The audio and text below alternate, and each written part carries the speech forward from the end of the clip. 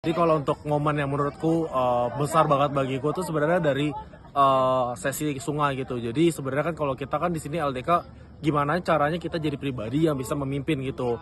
Tapi di sungai itu kan kita semua orang punya tantangan tersendiri-sendiri untuk gimana sih caranya kita bisa nyelesain sungai. Nah, tapi di situ satu sisi kita harus bisa ngejaga diri sendiri dan kita juga sebagai pribadi itu bisa menolong yang lain gitu. Terlebih sebagai aku yang cowok itu kan sebenarnya semestinya kita bisa ngelindungin bahkan yang cewek atau yang lebih muda dari kita gitu.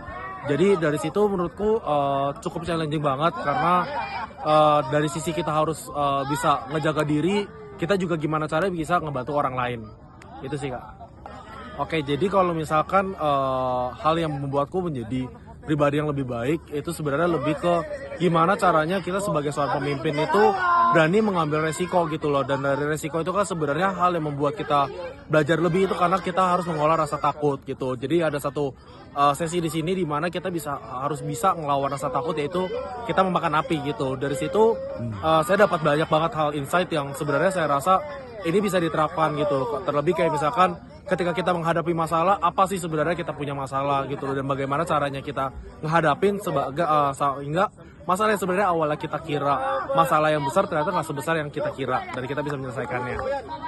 Oke, jadi pengalaman yang menurutku berkesan bagiku sebenarnya gimana caranya di kegiatan ini kita punya variasi umur yang sungguh berbeda banyak banget. Kita dari yang tertua ada sampai di umur 30 ke atas dan termuda itu masih di jenjang SMP. Sedangkan aku juga masih di fase kerja gitu. Dari fase ini sebenarnya yang berkesan bagiku adalah aku jadi banyak banget dapat sudut pandang baru. Sebenarnya perkembangan itu bakal bagaimana dan kita bagaimana jadi pribadi yang bisa jauh lebih fleksibel untuk bisa bersatu dengan kelompok-kelompok yang lain gitu. Oke, jadi dalam penerapan sehari-hari dari yang awal aku rasa gimana caranya kita bisa survive gitu.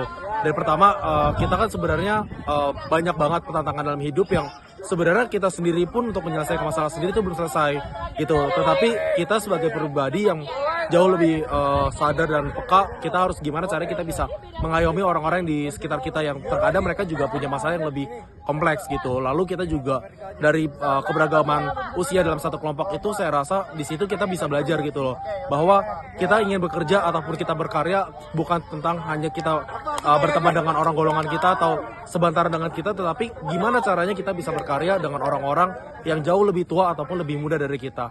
Oke, jadi dari semua kegiatan ini sebenarnya aku cuma ada satu kata sih, solid gitu. Karena satu kata solid ini sebenarnya mencakup banyak hal. Misalkan solid itu berarti kita selalu mengayomi satu sama lain, mau itu dari segala jenis latar belakangnya. Gitu sih Kak. Oke, thank you.